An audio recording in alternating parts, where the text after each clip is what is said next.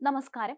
ഈന്താട് മുണ്ടപ്പുറത്തുമ്മൽ ഹസ്നയെ താമരശ്ശേരി കൈതപ്പൊയിലെ അപ്പാർട്ട്മെന്റിൽ മരിച്ച നിലയിൽ കണ്ടെത്തിയ സംഭവത്തിൽ കൂടുതൽ വിവരങ്ങൾ പുറത്തുവന്നു.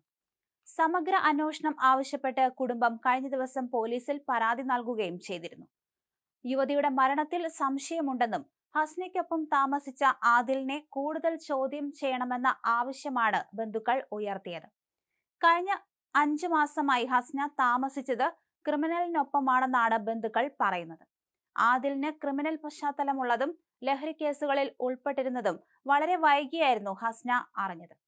മരണത്തിൽ സമഗ്ര അന്വേഷണം വേണമെന്നാണ് ബന്ധുക്കൾ പറയുന്നത്. മരിക്കുന്നതിന് തലേ ദിവസം ഹസ്ന ഉമ്മയെ വിളിച്ച് വീട്ടിലേക്ക് മടങ്ങി വരുമെന്ന് പറഞ്ഞിരുന്നു. പ്രശ്നങ്ങൾ എല്ലാം തന്നെ തീർത്തതിനു ശേഷം വീട്ടിലേക്ക് വരുമെന്നും മകനൊപ്പം നന്നായി ജീവിക്കണമെന്നും ഹസ്ന പറഞ്ഞു. എന്നാൽ പിറ്റേന്ന് ഉമ്മ ഹസ്നയെ വിളിച്ചപ്പോൾ ആദിലായിരുന്നു ഫോൺ എടുത്തത്. ഹസ്നയ്ക്ക് തലവേദനയാണെന്ന് പറയുകയും ചെയ്തു.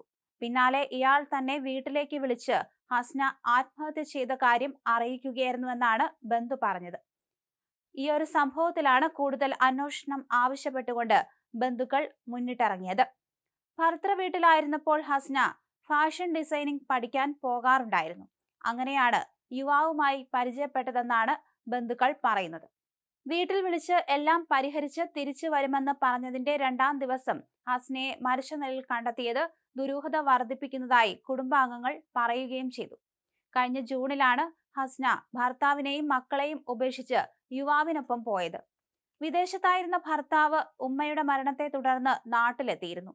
ഇളയ കുഞ്ഞുമായി പോയ ഹസ്നയെ അടിവാരം ഭാഗത്തുനിന്ന് കണ്ടെത്തി പോലീസ് ബന്ധുക്കളെ വിവരം അറിയിച്ചു. പിതാവും ബന്ധുക്കളും സ്റ്റേഷനിലെത്തി ഹസ്നയെ വീട്ടിലേക്ക് കൊണ്ടുവന്നെങ്കിലും കുഞ്ഞിനെ എടുക്കാതെ പിന്നീട് ആദിലിനൊപ്പം ജീവിക്കാൻ ഹസ്ന വീട് വിട്ടിറങ്ങി. പിന്നീടാണ് ഒരു യുവാവിനൊപ്പം കഴിയുന്ന വിവരം വീട്ടുകാരും അറിഞ്ഞത്. ഇതോടെ മാനസികമായി തകർന്ന കുടുംബാംഗങ്ങൾ പിന്നീട് ഹസ്നയുടെ കാര്യത്തിൽ ഇടപെട്ടിരുന്നില്ല. എങ്കിലും ഹസ്ന വീട്ടിലേക്ക് വിളിക്കുകയും മാതാവുമായി സംസാരിക്കുകയും ചെയ്തിരുന്നു.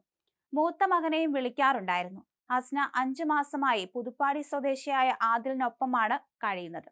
അതേസമയം ആദിലിനെ കുറിച്ചുള്ള കൂടുതൽ വിവരങ്ങൾ പിന്നീടാണ് ഹസ്നയ്ക്ക് മനസ്സിലായത്. ഒരു ക്രിമിനലിന്റെ കൂടെയാണ് താൻ കഴിയുന്നതെന്ന കാര്യം ഏറെ വൈകി ഹസ്ന മനസ്സിലാക്കുകയും അവിടുന്ന് രക്ഷപ്പെടാൻ ശ്രമിക്കുകയും ചെയ്യുകയായിരുന്നു. ഇക്കാര്യമൊക്കെ ഉമ്മയെ വിളിച്ച് ഹസ്ന പറഞ്ഞിരുന്നു. മക്കൾക്കും കുടുംബത്തിനൊപ്പം നല്ല നിലയിൽ ജീവിച്ചതായിരുന്നു അവൾ. ചതിയിൽ പെട്ടുപോയതാണെന്ന് ഉറപ്പാണ്. 3 കുഞ്ഞുങ്ങൾക്ക് ഉമ്മയെ ഇല്ലാതാക്കിയതിന്റെ ഉത്തരവാദികളെ കണ്ടെത്തി ശിക്ഷിക്കണം. സംഭവിച്ച പിഴവുകൾക്കെല്ലാം പരിഹാരം കാണാനും സ്വന്തം വീട്ടിലേക്ക് തിരിച്ചു വരാനും ആഗ്രഹിച്ചിട്ടും ജീവിതത്തിലേക്ക് തിരിച്ചു വരാനാകാതെ പോയ യുവതിയുടെ കുടുംബാംഗങ്ങൾ ആവശ്യപ്പെടുന്നു. എന്തായാലും ദുരൂഹമായ ഇടപാടുകളിൽ ഹസ്നയെ ഉപയോഗിച്ചിരുന്നതായും കുടുംബം സംശയിക്കുന്നുണ്ട്. ഇക്കാര്യങ്ങളിൽ ഉൾപ്പെട്ട സമഗ്ര അന്വേഷണമാണ് കുടുംബം ആവശ്യപ്പെടുന്നത്.